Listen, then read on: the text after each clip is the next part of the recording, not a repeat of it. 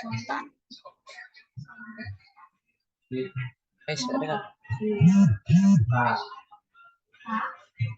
wis. Assalamualaikum warahmatullahi wabarakatuh. Sebagaimana pikirannya sendiri bersentuhan dengan orang lain, kebenaran akan mulai memperoleh nilai di mata anak dan akibatnya akan menjadi tuntutan moral yang dapat diberikan kepadanya. Selama anak itu tetap egosentris, kebenaran seperti itu akan gagal menarik minatnya dan dia akan melihat ada salahnya mengubah fakta sesuai dengan keinginannya. Oke, salam kenal, saya Pria Japermadi dan rekan saya Isnana Zajawaroh. Pada kali ini 10 menit ataupun 15 ke depan akan membahas tuntas mengenai proses, fase-fase, dan aspek psikologi pendidikan. Yang pertama,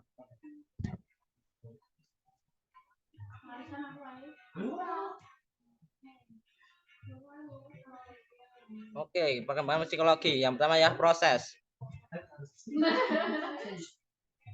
Proses perkembangan. Perkembangan individu merupakan suatu proses perubahan individu menuju ke arah yang lebih sempurna dan tidak dapat diulang kembali. Seperti halnya kita, umur maupun tingkah laku, kita waktu tidak akan terulang kembali. Yang kedua, setiap individu akan mengalami proses perkembangan yang berlangsung melalui tahapan-tahapan perkembangan secara berkesinambungan atau berhubungan. Seperti halnya kita, setiap tahun perubahan kita akan berhubung. Dari kita diam menjadi bicara, kita cukup menjadi berani, dan sebagainya. Kemudian menurut para ahli psikologi, individu biasanya mengalami dua masa pancaroba. Masa ini terjadi dalam dua periode. Yang pertama, terjadi pada usia 2-3 tahun dengan ciri utama anak menjadi egois atau selalu mendahulukan kepentingan diri sendiri. Seperti karakter kita waktu kecil. Kita hanya maunya main, tidak berpikir apa, yang penting kita senang. Yang kedua, terjadi pada usia antara 14-17 tahun dengan ciri utama sering membantah orang tuanya dan cenderung mencari identitas diri dari kesombongan dan sulit untuk disuruh. Yang kedua yaitu fase-fase. Fase pertama adalah prenatal. Para psikolog tertarik untuk melihat refleks primer yang muncul sebelum kelahiran, cara fetus merespon terhadap stimulus di dalam janin, beserta sensasi dan persepsi yang mampu dirasakan oleh janin sebelum kelahiran.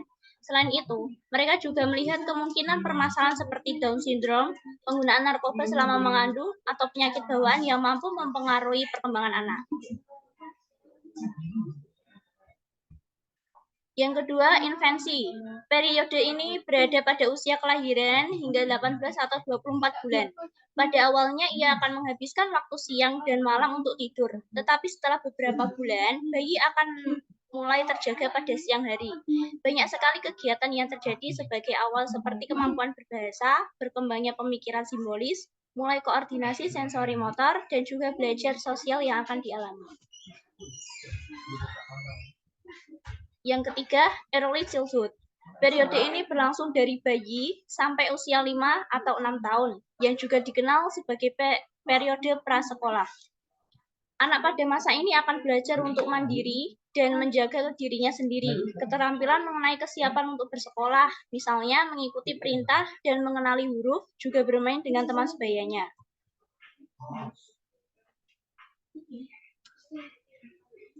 Yang keempat, middle childhood. Masa ini terjadi pada anak usia 6-12 tahun yang ditandai oleh kedewasaan secara fisik dan meningkatnya tingkat kepentingan pengaruh sosial saat anak-anak melewati masa sekolah dasar. Anak mulai menandai keberadaan mereka di dunia ini melalui pertemanan, meningkatkan kompetensi, dan terus-menerus membangun sense of self mereka. Hambatan yang bermunculan pada periode ini berupa isu sosial, emosi, dan kesehatan mental.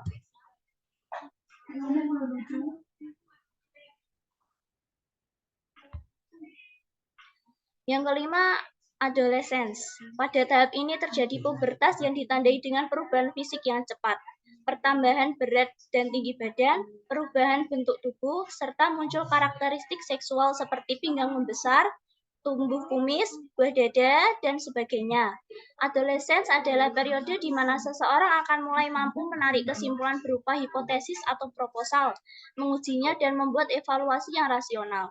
Pemikiran formal dari remaja dan dewasa cenderung deduktif, rasional, dan sistematis.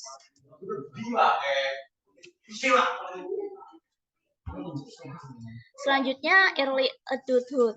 Fase ini berawal dari usia sekitar 35 sampai 45 tahun.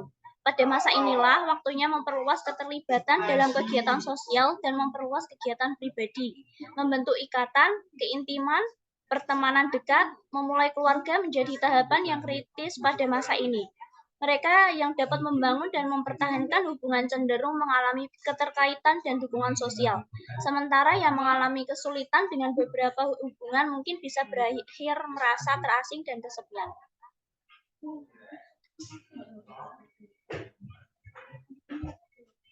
Selanjutnya, middle adulthood. Fase ini cenderung berpusat pada mengembangkan senses terhadap tujuan dan kontribusi terhadap lingkungan. Fase ini terjadi pada usia sekitar 40 hingga 60 tahunan. Mereka di fase ini akan memberikan kontribusi pada hal yang akan bertahan lebih lama darinya dan meninggalkan tanda untuk generasi berikutnya dengan suatu tujuan. Aktivitas seperti karir, keluarga, kelompok, keanggotaan, dan keterlibatan komunitas adalah semua hal yang dapat berkontribusi pada perasaan generativitas ini. Fase ini dapat dilihat pada tindakan para aktivis yang mempertaruhkan nyawa mereka demi masa depan yang lebih indah dan cerah bagi generasi selanjutnya.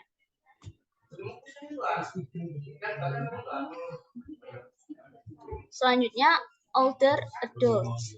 Masa lansia sering dilihat sebagai puncaknya kesehatan yang memburuk, tetapi ada banyak lansia yang tetap aktif dan sibuk pada usia 80-90 tahun. Di sini waktunya penyesuaian diri ketika kekuatan dan kesehatan berkurang, menata kehidupan, pensiun, dan juga menyesuaikan diri dengan peranan sosial baru yang mungkin saja dialami. Meningkatnya keprihatinan terhadap kesehatan menjadi penanda periode ini, dan beberapa individu bahkan mengalami penurunan pada kemampuan mental yang lebih dikenal dengan demensia. Oke. Kita mengenai aspek-aspek.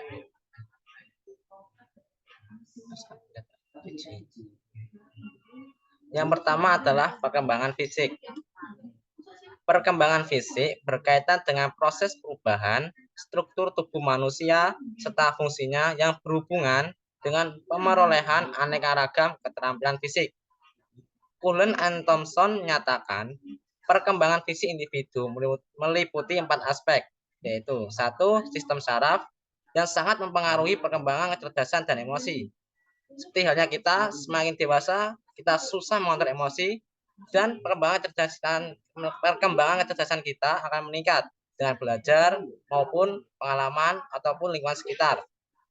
Yang kedua, otot-otot yang mempengaruhi perkembangan kekuatan dan kemampuan motorik. Seperti halnya kita waktu kecil tidak bisa mengangkat sebuah barang, ketika kita sudah besar kita mampu mengangkat barang tersebut karena pengaruh otot-otot yang membesar. Yang ketiga adalah kelenjar endokrin yang menyebabkan munculnya pola-pola tingkah laku baru seperti pada usia remaja, berkembang perasaan senang untuk aktif dalam suatu kegiatan yang sebagian anggotanya terdiri dari atas lawan jenis. Yang keempat, struktur fisik tubuh yang meliputi tinggi, berat, dan proporsi.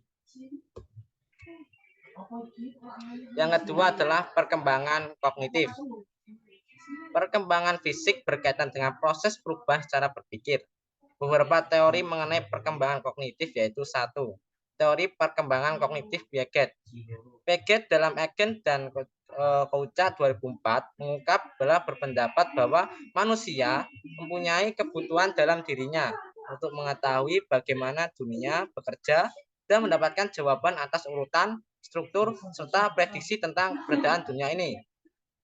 Tahapan-tahapan dari perkembangan kognitif menurut Piaget ini meliputi tahapan. Yang pertama adalah sensori motor, yaitu pada usia 2 tahun. Karakternya kita melihat ya mulai menggunakan imitasi, memori, dan berpikir. Mulai mengenal bahwa objek tetap ada meskipun tidak kelihatan. Bergerak dari aksi refleks ke aktivitas yang lebih terarah. Yang kedua, pre-operasional. Terjadi di usia 2-7 tahun. Secara bertahap, mengembangkan penggunaan bahasa dan kemampuan berpikir dalam bentuk simbol. Mulai dapat berpikir operasi melalui logika satu arah, masih mengalami kesulitan melihat pandangan ataupun pemikiran orang lain. Yang kedua, concrete operation. Terjadi di usia 7-11 tahun. Dapat bernaras secara logis tentang kejadian-kejadian yang konkret, memahami hukum konservasi, dan dapat mengklasifikasi objek ke dalam kelompok yang berbeda-beda, serta dapat mengurutkannya, memahami reversibility. Yang terakhir adalah formal operation. Terjadi di usia 11 tahun sampai dewasa. Dapat berpikir abstrak, idealistik, dan logis. Lebih saintifik dalam berpikir, mengembangkan perhatian pada isu-isu sosial, identitas, dan lain-lain.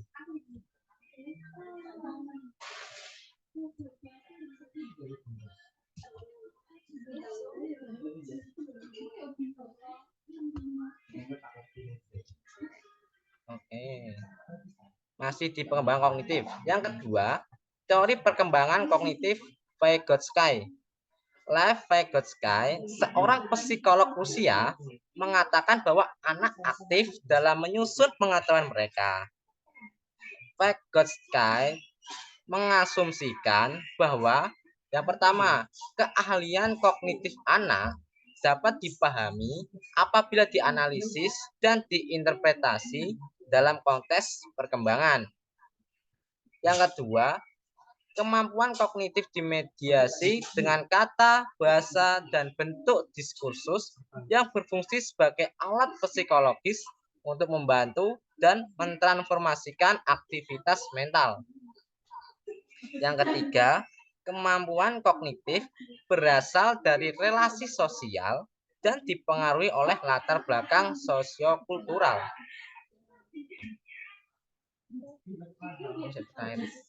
Yang ketiga ialah perkembangan personal. Konsep diri yang pertama.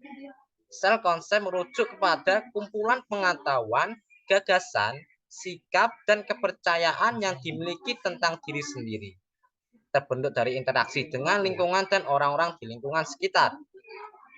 Yang kedua adalah harga diri.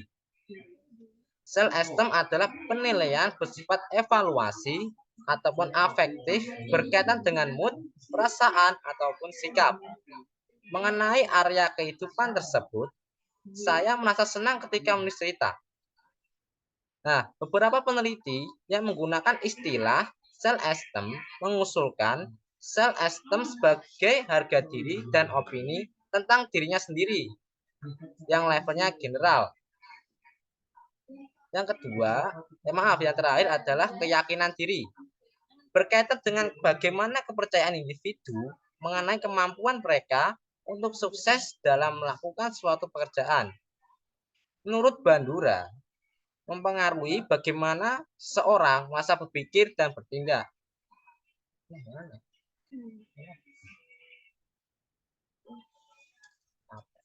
Yang keempat adalah perkembangan sosio-emosional. Perkembangan sosio-emosional merupakan salah satu domain spesifik pada perkembangan anak. Perkembangan sosio-emosional mencakup pemahaman, pengaturan, dan pengungkapan emosi dengan cara yang sesuai untuk usia dan perkembangan seseorang, serta kemampuan untuk membangun, memelihara, dan mengembangkan hubungan yang sehat dengan teman sebaya dan orang dewasa. Dengan demikian, perkembangan sosio-emosional terkait dengan sikap aktif, otonom, dan bertanggung jawab terhadap diri sendiri dalam dunia sosial yang saling berhubungan. Lalu yang terakhir, perkembangan moral. Moralitas berkaitan dengan pertanyaan-pertanyaan fundamental mengenai benar, salah, keadilan, dan hak-hak dasar manusia. Menurut Krauss, isu moral dimediasi oleh faktor-faktor sosiokultural dikarenakan nilai-nilai budaya dan norma merupakan dasar yang kuat dalam cara individu berpikir dan bertindak.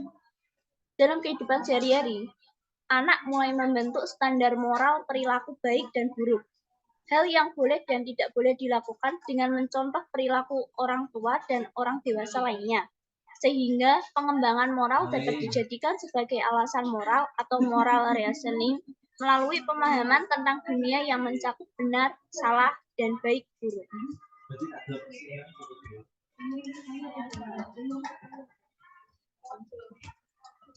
Cukup sekian presentasi dari kami. Bila ada pertanyaan, boleh langsung saja. Lewat chat nggak apa-apa. Ini kami masih menunggu.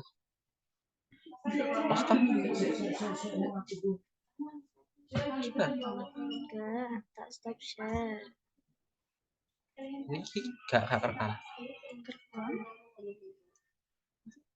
Yang mau bertanya, silakan di chat boleh, langsung juga boleh. Satu pertanyaan ya. Oke, sebelumnya saya ingin menyapa teman-teman. Nah, yang pertama Aura masih ada? Halo? Aura.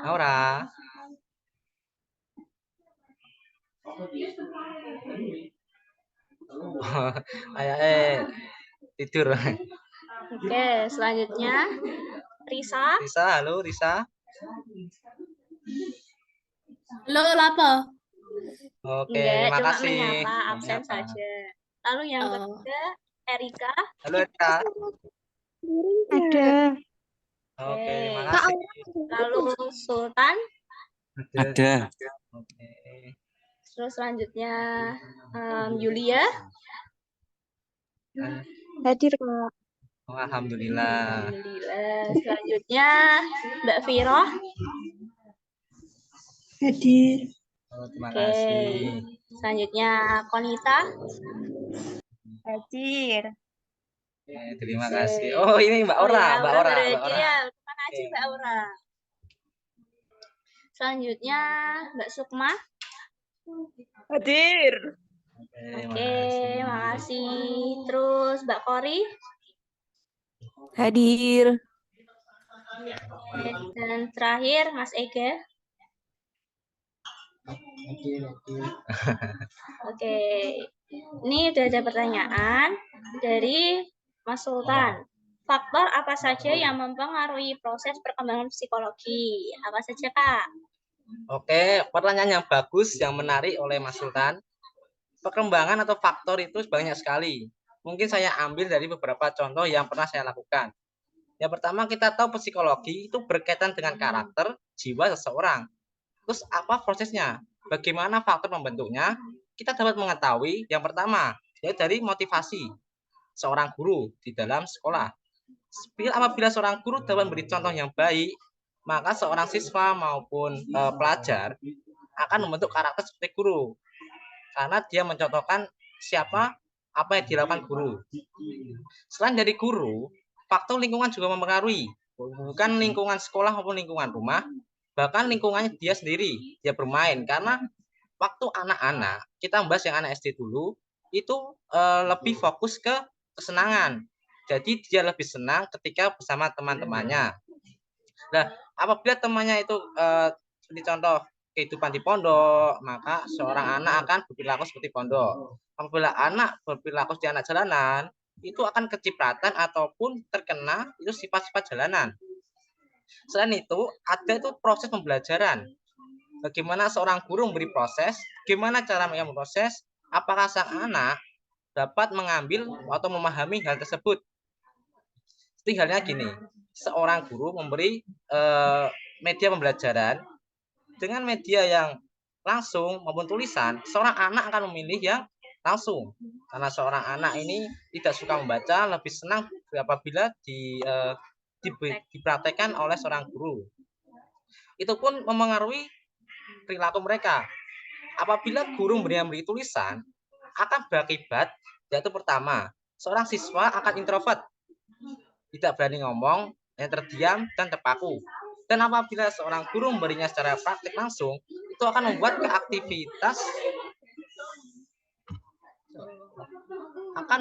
aktivitas yang aktif, lebih banyak omong, lebih argumentasinya kuat dan tajam. Di sisi lain adalah kepercayaan atau karakter dia sendiri. Seorang karakter tidak dapat diubah. Kita hanya memilihnya sampai pintu, antara anak ini mau masuk pintu ataupun keluar pintu. Karena karakter tidak bisa diubah. Kita hanya mampu mengantarkannya sampai pintu.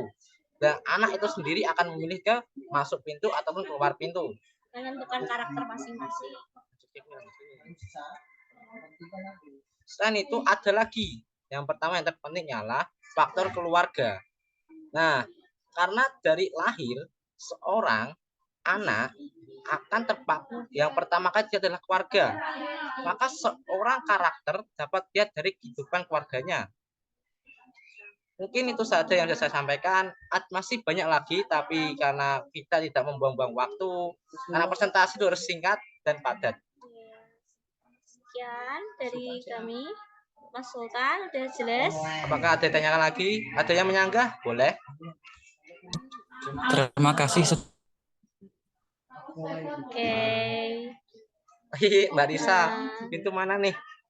Kak, pintu surga neraka. Oh, Oke, sudah ya. Kami tutup presentasinya. Sekian. Bila ada kesalahan kata, mohon dimaafkan. Aku mau enggak. Apa, Kak? gimana Kak? Izin masuk ya. Tadi Ya. kan disampaikan kan ada faktor dari rumah gitu kan. Nah, terus kan kalau sekarang kan ada tuh kayak istilah kayak broken home gitu kan. Nah, terus gimana cara kayak ngebentuk mental atau kayak karakter dari anak yang mengalami broken home kayak gitu kan, itu pasti kan nanti perkembangannya kan beda sama anak yang keluarganya baik-baik aja atau kayak harmonis gitu. Makasih. Kalau untuk anak broken home kan karakteristiknya terbentuk dari keluarganya. Kalau broken home, biasanya kan orang tuanya sering bertengkar gitu. Nah, nanti karena pertengkaran itu bisa mempengaruhi perkembangan anak. Nanti anaknya kalau dewasa bisa meniru perilaku dari orang tuanya itu. Jadi perkembangan yang dibawa oleh orang tuanya itu perkembangan yang nggak baik gitu. Ini saya tambahkan lagi, broken home adalah kepisahan antara suami dan istri ataupun ayah dan ibu. Nah, ketika seorang anak tidak memiliki ayah ibu dari segi psikologi, dari segi mental, akan tapi dari dunia nyata memiliki, itu dapat mempengaruhi mentalnya, bukan fisiknya. Kita dapat melalui dia selalu diam ataupun sampai trauma. Mungkin parahnya lagi, dia sampai dewasa tidak akan mau menikah karena takut jadi broken home, takut hal yang dia terjadi pada anaknya. Mungkin kalau hal tersebut bisa bisa dikurangi maupun dinetralkan dengan memberikan kasih sayang kepada seorang guru melalui sekolah, ataupun sering konsultasi pada guru BK, sering cerita pada teman, karena bukan untuk menyelesaikan masalah, tetapi memberitahukan apa yang dia rasakan. Nah, dari psikologi, orang yang mengungkapkan itu akan merasa lebih baik walaupun tidak menyelesaikan masalah. Selain itu, ada lagi, yaitu memberi motivasi kepada anak broken home bahwa dunia tidak seburuk itu. Dia masih bisa mengubah, dia masih bisa melakukan hal-hal yang berkaitan dengan kebaikan dua orang tua mereka. Mungkin itu saja yang saya sampaikan. Ada lagi? Jadinya. 6 menit ya, kurang 6 menit ya? Sudah cukup ya, Mbak? Ada lagi yuk? Ada lagi. Gimana Mbak Yulia? Waktunya kurang 5 menit. Sudah Kak, makasih. Ya, yang lain disangka yuk. Masih ada 5 menit kok. 5 menit. Kalau nggak ada kita tutup. Dah, ada? Cukup? Cukup. Oke. Sudah, terima kasih atas waktunya. Terima kasih. Assalamualaikum warahmatullahi wabarakatuh. Waalaikumsalam Waalaikumsalam warahmatullahi warahmatullahi wabarakatuh. wabarakatuh. Waalaikumsalam ya.